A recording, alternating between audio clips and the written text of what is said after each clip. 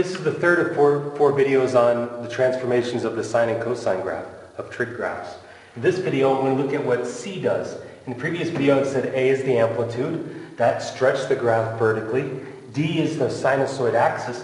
That just shifted the graph up and down. Now, what does C do?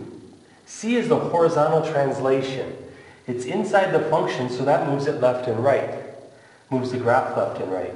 It has a special name for sinusoids called the phase displacement.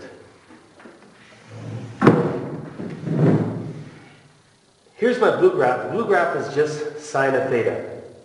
Okay? Notice it starts at 0, has a maximum at pi over 2, crosses its sinusoid axis at pi, has a minimum at 3 pi over 2, and then it starts over again at 2 pi. If I take the sine of theta minus pi over 2, in this case my C is pi over 2, a positive pi over 2. So it's a negative pi over 2 is the phase displacement.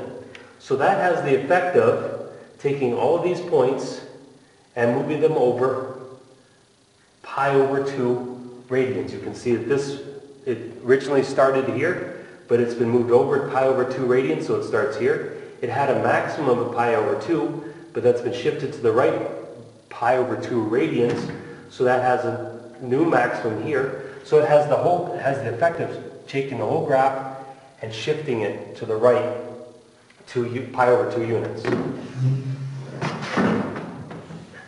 And again, the cosine graph starts here, crosses minimum, crosses its sinusoid axis again, maximum here.